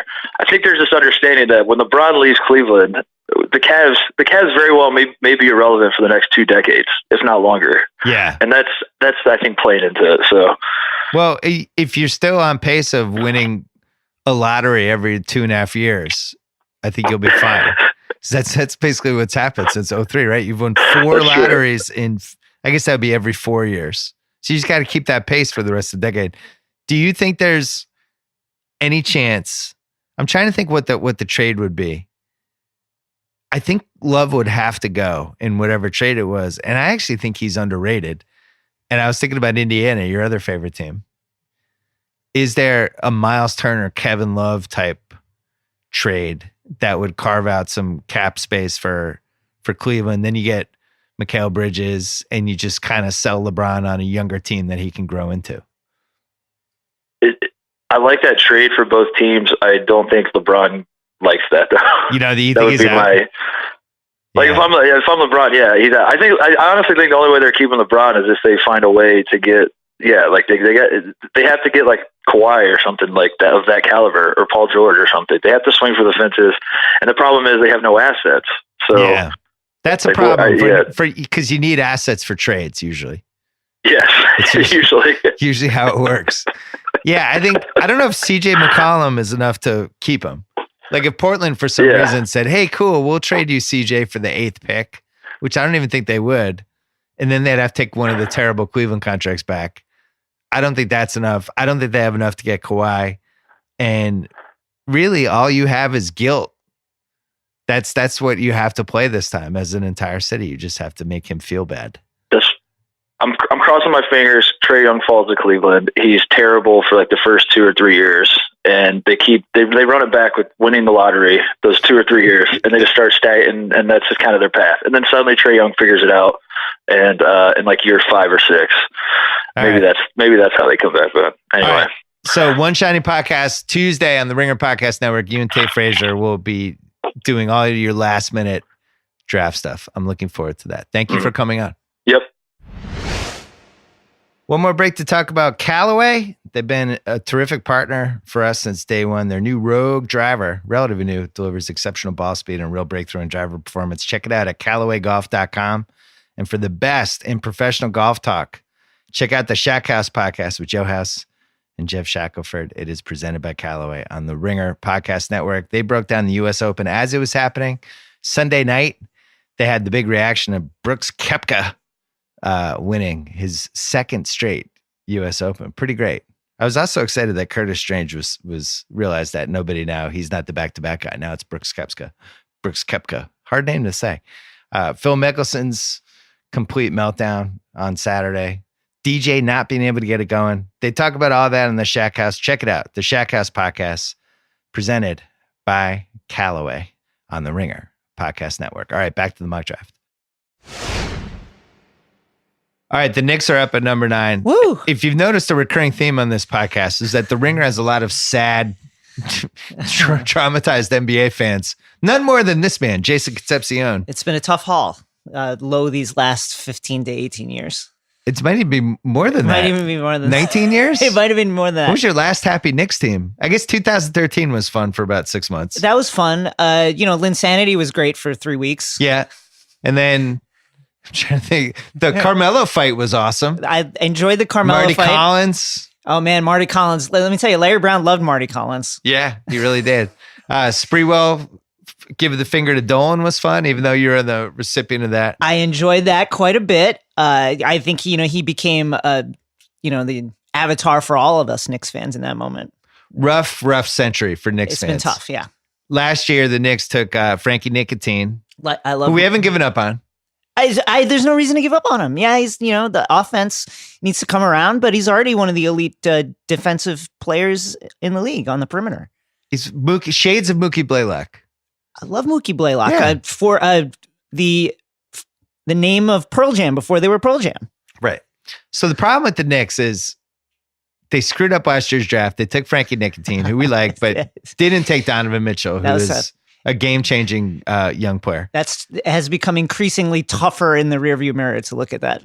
Porzingis blows out his knee about 40% into the season. And then somehow all of this doesn't translate to the Knicks getting even a top 8 pick. They you land at 9. They didn't tank correctly. I will say about my son Kristaps Porzingis recently photographed jumping off of a yacht into I believe the waters of the Mediterranean. With a beautiful young woman on the deck of the ship. So I think the healing is coming along nicely. Okay. And please don't blow out your knee jumping off of a yacht into the waters of the Mediterranean. How wacky do we think he is on a scale of 1 to 10? He's one of the most shameless dudes out here on the social media streets that we've seen. Yeah. It's actually wild. So you're picking 9th for us. Yes. You know who the first 8 picks were? Yes. I know from the email that was sent From yesterday. the email that was so sent who do you out. have? I am going to select Colin Sexton. Oh. Colin with 2 L's. Colin with 2 L's. Point guard has been a position of need for the Knicks since Rod Strickland. Yeah. So love to get a guy who really competes at that position. Obviously, there's some downsides when you're picking at 8. You can't help but have to deal with that. Not a to great mention you picked a point guard last year. Yes. There's that. Same as Frankie, not a great shooter. Yeah. Questionable scoring skills. Does draw a lot of fouls, which I like, but really competes. I just don't think you can have enough perimeter defenders in the league. Like if he is a poor man's Patrick Beverley, I like it. So this is a competitiveness character pick for you. He's a very athletic, super competitive, Yes. kind of one of those guys who comes through when it matters, responds to the crowd type of guys. Yes, and he's 19, so like there's a lot of room to grow there. And I think also when looking at his stats, you have to realize he carried like all the load at Alabama. Like he did everything. So he took a lot of tough shots because he was taking all the shots and he was the guy everybody keyed on. So I'm bullish on him. And as I said, need a point guard. Like who's the point guard of the future? Is it Frank? Is it Sexton? Is it Moutier? Like Moutier. They need to take as many swings at point guard as they can. The Knicks and point guards over the last 30 years has been really spectacular. Yeah, spectacular is a word for it. Somehow you've had half of the point guards who have ever played in the NBA over the last 30 years. Have all the washed up guys from the 90s made a cameo. They at least did a stop by. Getting Mark Jackson amazing back to get Steve Nash. Time. Oh yeah, you got Mark Jackson back the second time. It's amazing Steve Nash didn't have his one totally washed finish his career with the Knicks season. He used this kind of like as leverage at one point. Like he did. You know, we need a point guard and everybody knows it. Everybody knows it. He used to use leverage and it led to the Knicks signing Landry Fields for 3 years for like $25 billion. Love Landry Fields. That was rough. You should be mad at Steve Nash for that. Landry Fields is 1 year should go up there as part of Mike D'Antoni's like Hall of Fame case. Linsanity and Landry Fields. 100%. Yeah. All right. So you think Frankie Smokes and Sexton can play together except for the part that the outside shooting has gone completely south. Right. Now, shooting not that important in today's league as I understand it. The shooting is a huge concern, but maybe you could save money with the shooting coach because the shooting coach is there with both of them at the same time. It's like a 2-for-1. Sexton shot like 77% from the free throw line. So I feel like that's a good sign. There's a good basis for him being at least an okay shooter. He shot like 33% from three. Not great, but also not totally abysmal. Like and he's 19 again. I feel like, with reps, the shooting can come around. And like you have Marcus Smart on your team. Yeah. Can't shoot at all. Important guy for your team. I think there is some Marcus Smart, but he's a much better, he's a much more creative. Yeah. If Sexton can off the dribble guy, if Sexton can develop into that kind of impact defender on the perimeter, like that's a useful player. I am excited for the handshakes with him and Enes Kanter and the chest bumps and the screaming after dunks and stuff like that. Enes Kanter is going to be Colin Sexton's biggest fan. Any draft pick that they take at 8 is going to be Enes Kanter is going to be that person's biggest fan. What's your sad factor with the Knicks right now? Last questions, 1 to 10. My sad factor? Yeah, I mean you've had sadder moments as a Knicks fan, but this feels like a 7.5. I'm going to put it at 6. Okay, I'm not totally sad. There's some glimmers of hope there. But obviously a lot of work to do. I think Fizdale has shown himself to be an elite culture guy in these weeks since he's been hired, just in the way he's presenting himself. So that'll be the narrative this year is culture. Culture. We got to build the culture out. Sexton's a culture guy. Culture Fizz guy. is a culture guy. Frank, culture guy. You got professionals. That's right. I like it. That's what we need. All change right. the culture. You can't change the owner though. No, I mean that's the issue. That's part of the problem. JC, we will see you on NBA Desktop this week. Yes, that's got like correct. 4 more for the season. Then we're taking a break. Yes, and binge mode Harry Potter, which I promoted before. Woo! Yeah, hardest working man in show business. Thank you. Thank you, Bill. All right, picking 10th for the Philadelphia 76ers, the new GM of the Philadelphia 76ers, Chris Ryan. Congratulations. Thanks, Bill. They haven't announced it yet. What are they waiting for? Yeah, I don't know. It must be, maybe they're just going to do a press conference or something I'm not aware of yet. So we do this story and the GM ends up leaving the team. Uh-huh. But it's also your favorite team, and now you don't have a GM and your coach is running your draft. It takes a village. Yeah. But your coach is running your draft. I think guess there's what a he couple wasn't of doing people, during Mark the season. Eversley, Elton Brand, Brett Brown, they're all working on it together. Brett Brown wasn't watching college basketball during the season. He's like me. He's parachuting Neither in. was I. And I'm here doing a draft. Brett Brown's on YouTube at 3 a.m. Oh, Colin Sexton. I like this guy. So who do you have? Who do you want them to take? Let's go there and make that pick. But then we can talk about who you would hope falls to them at 10. Yeah. So in terms of, you want me to draft within our draft or within Let me recap the draft actually for the listeners. Some might have blacked out at some point. All right. So first pick, Sharks took DeAndre Ayton for Phoenix. Second pick, Luka Doncic for Sacramento from Riley. Third pick, Jaren Jackson to Atlanta from Danny Chow. Fourth pick, Marvin Bagley from a fired up Chris Vernon, who's all in, really wanted him. Fifth pick, Jason Gallagher took Mo Bamba for Dallas and was sad about it. It was actually sad. Sixth pick, Trae Young. Kevin Clark took him for Orlando. Was excited about that. Seventh pick, Michael Porter from a very scared Robert Mays. 8th pick, Mikal Bridges goes to Cleveland thanks to Mark Titus. 9th pick, Colin Sexton to the Knicks from Jason Concepcion. Now you're on the clock at 10 with the Sixers. So after years of rolling my eyes at Al Horford and all of Al Horford's many advanced analytics poets in the NBA media. Yeah. And then after watching Al Horford be the best player on the floor for a lot of the Eastern Conference playoffs, especially in the Sixers series. Yeah. I am going to draft the next Al Horford, Duke's Wendell Carter. Oh. This was, I got to say, this was the one pick that shocked me yesterday because of how many big guys the Sixers have taken in drafts. This is why I wouldn't be a good GM. This is why you wouldn't be a good GM. This is why I would not be a good GM. My heart is so set on Mikal Bridges that I don't know what to do now. Yeah. I don't have a plan B. So I've come up with this one, which is essentially Embiid insurance and a guy who does the little things. So Titus broke your heart 2 picks ago. Yes. Yeah. You wanted Bridges because he's like basically the rich man's Robert Covington. Right. And if this happens to the Sixers and Kobe Altman breaks up the Sixers' plans, we're in a lot more trouble than I thought we were. But yeah, I basically really wanted a guy who was a slightly more mature, 3-and-D, won 2 national titles, don't overthink this, best player on the best team, really just seems like he could just plug and play right into the Sixers system. And I don't have that. So I'm looking around and I'm thinking, okay, Lonnie Walker, SGA, Knox, like these guys are all like in differing levels projects. Yeah. And I'm kind of post projects. You're post projects. Yeah. Yeah. I want something that's a little bit more of a sure thing. Even if that sure thing has a lower ceiling. Can I make the case for Kevin Knox? Go ahead. So the Sixers blew it with Tatum last year.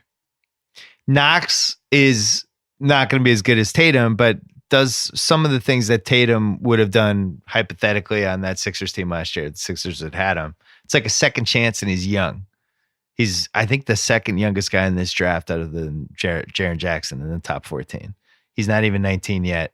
6'9", can create a shot, can shoot threes. Wouldn't that make more sense? Can he shoot threes? He feels, Kevin Knox feels very Jeff Green to me. Well, so the fear is there's Tatum fumes from last year where it's like he could be Tatum, and it's like, no, actually Jason Tatum's Jason Tatum. Yeah. This other guy is as tall as Jason Tatum and kind of shoots similarly. Kentucky guys are really hard to pick. You know that they have a certain amount of athleticism, but the way Calipari uses his dudes at Kentucky is really difficult to project them into their NBA selves. Yeah. Devin Booker wound up being a pick and roll guy. Towns wound up being this stretch 4, and that's not how they play at Kentucky. Yeah. I was never blown away watching Knox at Kentucky. I was way more into SGA. So Yeah. I don't know. I liked what I saw of Wendell Carter. I liked a lot. What I've read about Wendell Carter, I like a lot. Well, it does seem like out of all these guys available, he's the one that could easily also go like 5th. Yeah, and Kevin O'Connor wrote a very convincing thing on The Ringer today about why Wendell Carter might be a better pick than Marvin Bagley. Right. So thinking about this Sixers team, what you have, Embiid, if he's playing 29, 30 minutes a game, that 18 minutes when Embiid's not in there is crucial. And you had like Amir Johnson and these Darius Sarge playing out of position. And for some reason, they never played Holmes, which I never really understood. He's an energy guy, but I think he makes a lot of mistakes, and coaches hate mistakes. Yeah. Okay. So Carter comes in. There's your 18 minutes right there. Yes. And your Embiid protection if he goes down again. Okafor's gone. Absolutely. And he's trade bait potentially too. Yeah. And then if you get Ben Simmons into the cutting to the basket zone, that's really nice to have because Carter's a really good passing big man. So you start having Carter passing out of the off the nail to like a cutting Ben Simmons or a cutting Fultz or Embiid backdoor. I think it's really like I like what he does immediately, and also everything you read about him, sets the screens, good kid, like does all this stuff, is defensively like way farther advanced than a lot of dudes in this draft. And seems like he got a semi-raw deal at Duke. Yeah. Well, he was playing behind Bagley. And when Bagley got hurt, he looked really good. And then Bagley came back.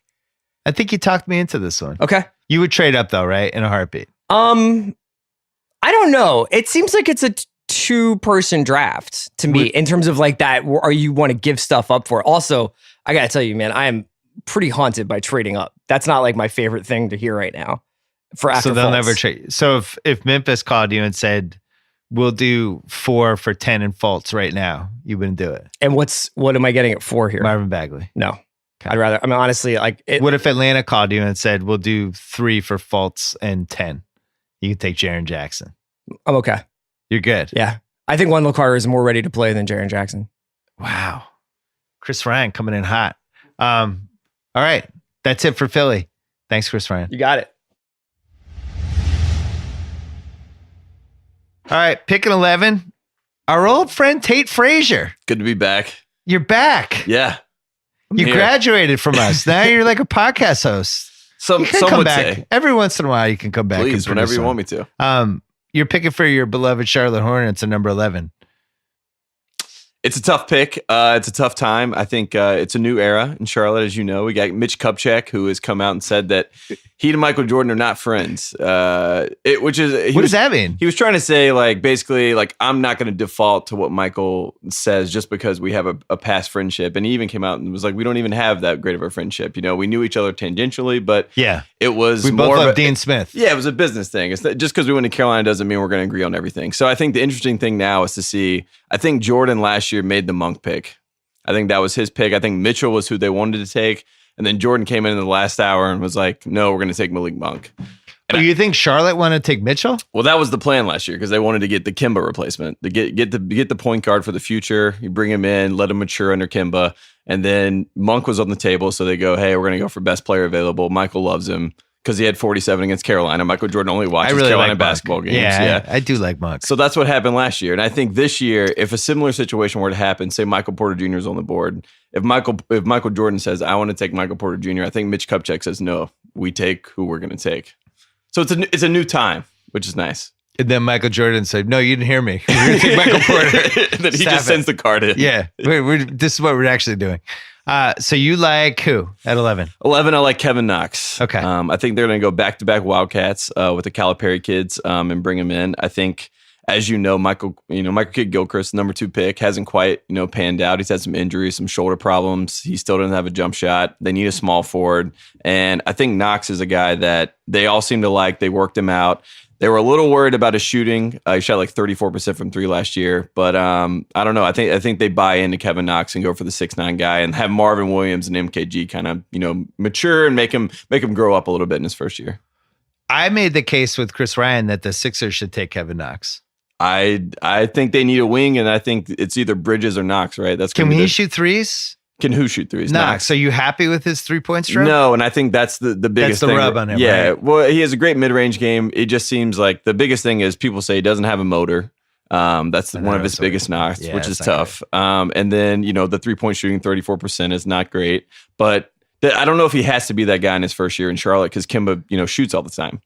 The fear is it's like the Luke Kennard thing that happened last year, where we had this whole sample size to watch somebody play basketball against other players.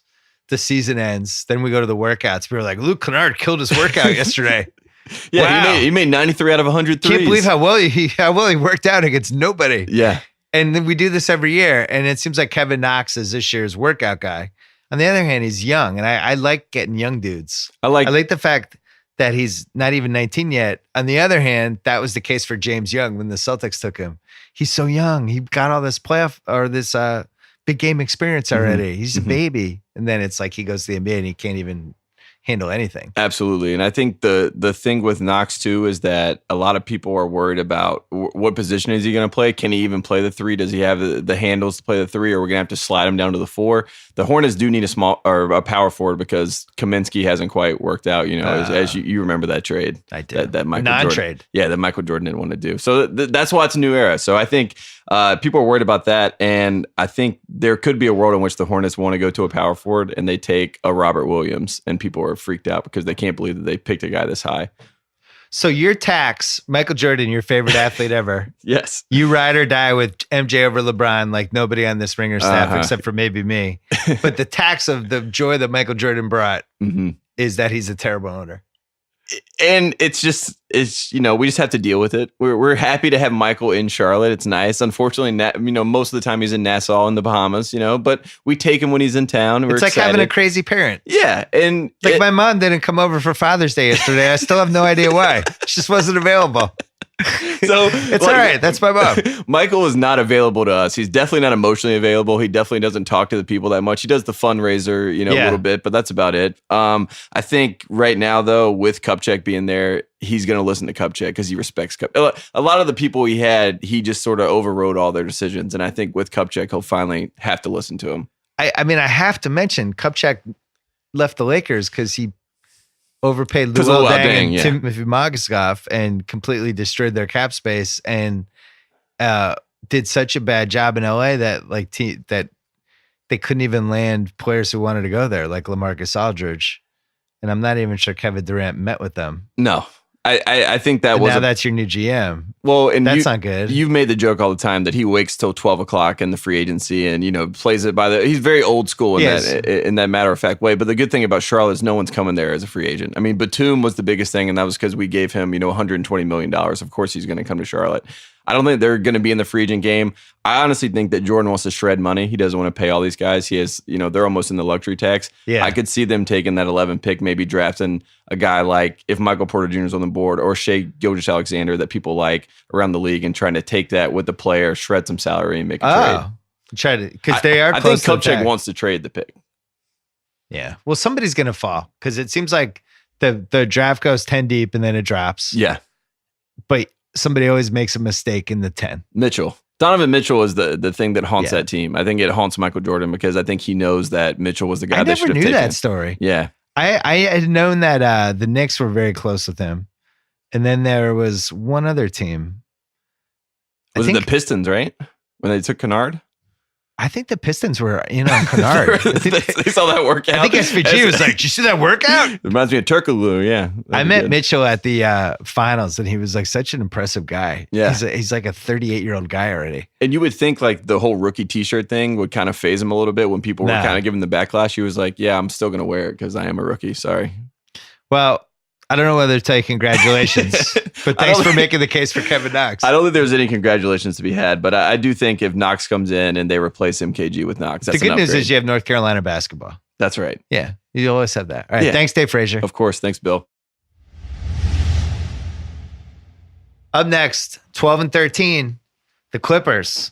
Which pick did they get for Blake Griffin, 12 or 13? 12 from Detroit. Yes, 12. Yeah. One of my favorite trades in a while. They dumped an onerous contract. They got Tobias Harris back, who I like. They got Boban, who has become a Ringer favorite. And then on top of that, they got the 12th pick. What else did they get? One more thing, right? Didn't we get Avery Bradley? And then he's expiring. Yeah. Maybe, yes. Right. So we have Isaac, who's producing today's podcast, longtime Clipper fan. Mm-hmm. KOC, the Ringer's draft guru. Celtics aren't in the top 14. We couldn't have you pick for them.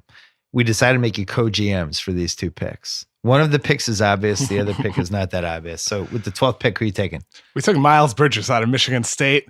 There's no debate between me and Isaac and I for this pick. Debate. Was there, Isaac? No, I mean, he's a surefire pick. He's not going to be bad. You see him in college. He's a role player. He's not going to be a star necessarily, but he'll be a good player, maybe off the bench, maybe a fifth starter for a long time in the league. He's not going to be bad. And that's as a baseline. He could become a absolutely. really high level player if his offense continues to develop, because there are some things I don't think he got to show within Michigan State's system, but in the NBA, projecting ahead, maybe he develops go-to scoring abilities on top of what he already has as a complementary, athletic, spot up shooter who attacks closeouts and can do a little bit off the dribble. There's a lot of potential there. So you have on the Ringer's NBA Draft Guide, presented by State Farm, we compared him shades of Derek Coleman and Tobias Harris. Interesting fact. I don't know if you guys know this. Tobias Harris is on the Clippers. Yes. So I actually like when there's like weird redundant with forwards who are like, is that a power forward or small forward? What is that person?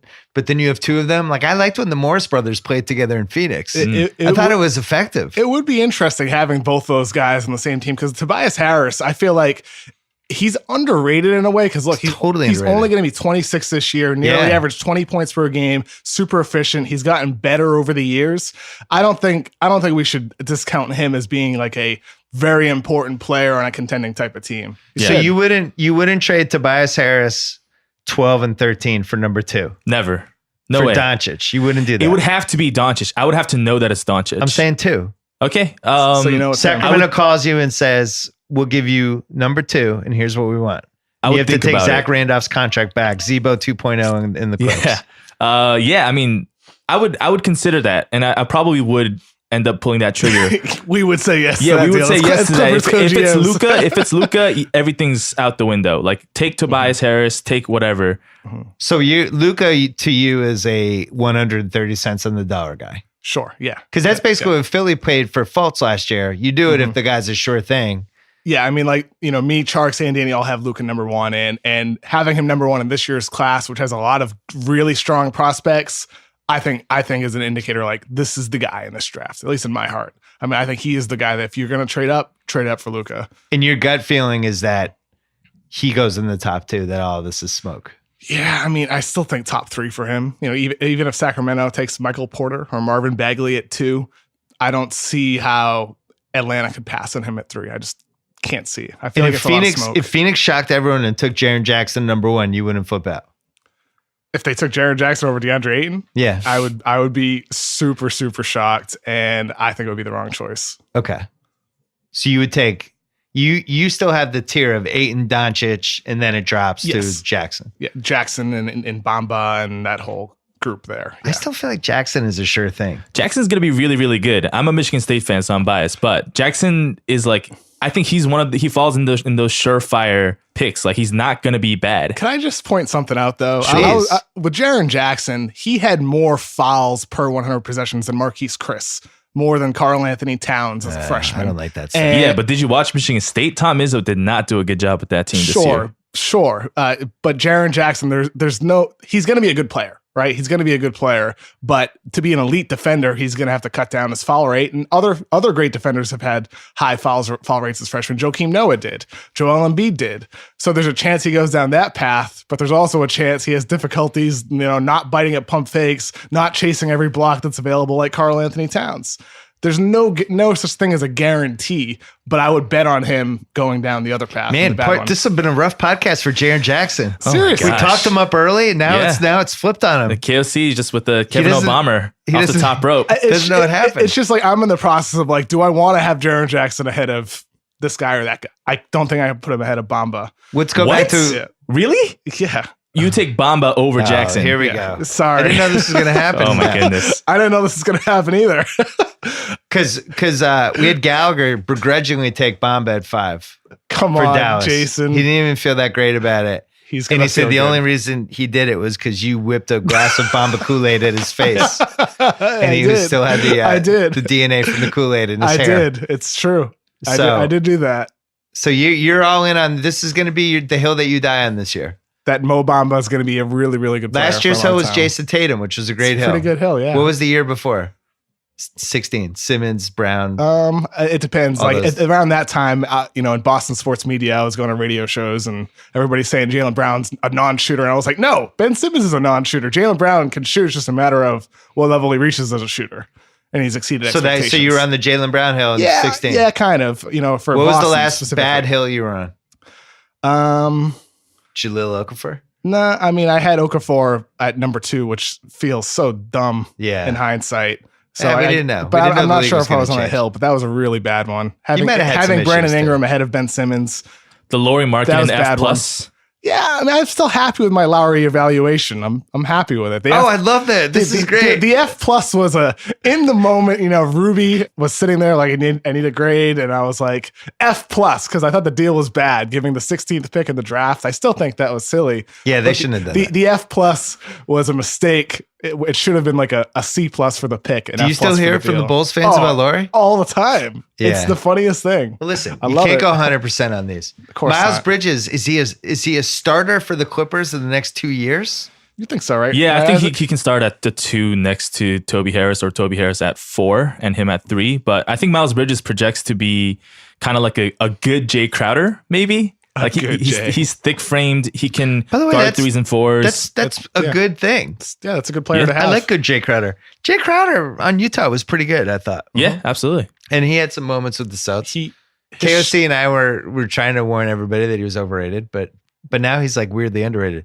So Harris, Bridges, Boban. Boban at the 5 if DeAndre leaves. DeAndre's not leaving. He's staying? You think he's staying for I sure? don't think that money's out there I for think him. he's going to opt in. I do. Yeah. I think He's you going to opt opt in in. this year, but You you're opt saying in- 2 years down the road. Who Yeah, knows but I'm what'll saying happen next with him. season he's there Yeah, next season he's here. because he's not getting $24 million. From Oh, no anybody, way. so- No this, way. this is something we discuss when discussing like who are we going to pick. It's like, well, is DJ going to opt in, or are we going to let that influence our decision? And ultimately, it was no, we're not. Also, you have Gallo We have Gallo. for the 38 games he'll play Yeah. before he gets like plantar fasciitis. Him. or We have whatever. Milos. We have Pat Bev. Who Pat knows Bev's if back? any of those three will be healthy, honestly. But Your favorite Clipper, Austin Rivers. no comment on Austin The Rivers. greatest Clipper. Oh my goodness. And then we left somebody out. There's one other good one. Lou Williams. He's Lou under Williams, contract who for almost next made the year. All-Star team. Yeah.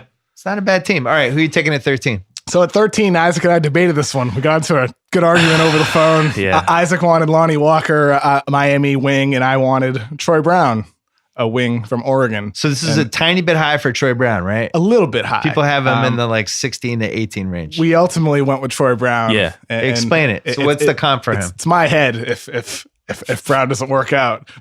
Yeah. Troy Brown, we have comps for him as Chris Middleton, Evan Turner, DeAndre Bembry, which isn't the most impressive group. However, Chris Middleton is. I like him. you Though. think about like the good qualities from some of those guys, Chris Middleton, Evan Turner. Troy Brown is a versatile defensive player who can also handle the ball.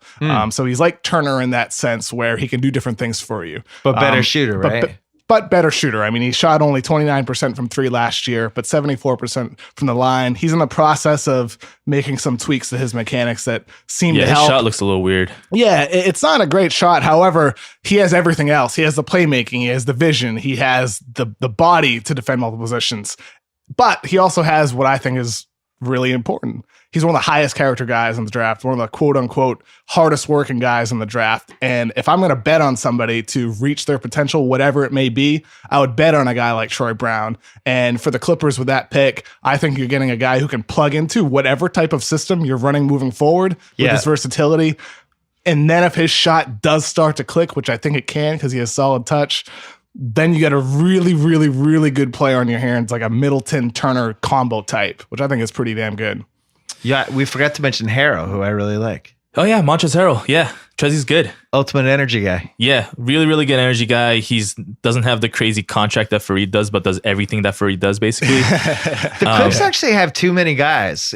If they do take Miles Bridges and he's a rotation guy, No, we don't that's have like enough a wings. 10-man though. rotation. We have a lot of guards. We have a lot of bigs. We don't have a lot of wings. You don't have the 6'7". Yeah, we need We that- have we the need great that Wesley 6'7". Johnson back for his 9th year. Yes. The great. So you need to improve Wesley Johnson. So this could be the improvement. Sure. Yeah. Sure, but Troy Brown is what? He's 6'7", he's 6'6", 6'7". He has a long wingspan. 6'7", 6'10" wingspan. It's not super long. Yeah, Right. my thing is he can play great defense for you, right? He hustles hard. He'll play lockdown defense in the perimeter. He needs to bulk up a little bit, but he can potentially defend in the post.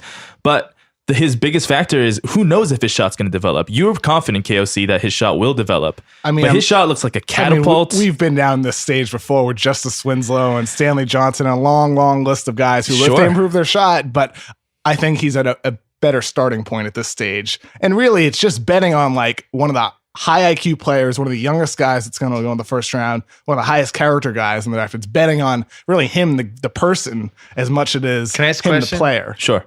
I love that you guys are pretending that Lonnie's not going to be the pick here.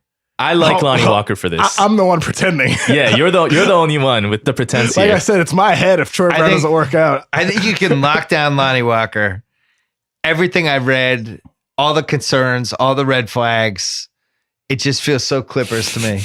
It would be just a feels very like Clippers a perfect pick. Clippers pick. Yeah, and with him, like he just kind of looks like a player that the Clippers need. So I can see that front office. The on paper Lonnie, on he's paper, it's like, oh yeah, explosive. this guy can score from anywhere on the court, and he drives right, and he can score near the rim and all that stuff. And the one thing that I brought up when we debated this pick was that, he had a torn meniscus last year. Yeah. And he had multiple knee injuries in high school as well, where it's like, that's just there's something on my mind when I'm making that pick. We're not afraid of injuries. We have Pat Bev No, on our you're not. team. We have Definitely not. Danilo Gallinari on our team. We had Blake Griffin and we traded him away, and we got Avery Bradley in return, who's also injured. We have a lot of injuries on our team. We're not afraid of it. And that's one of the reasons why I'd like a guy that you can feel confident will definitely be on Can I the ask a floor. question? Why wouldn't you take Zaire Smith here?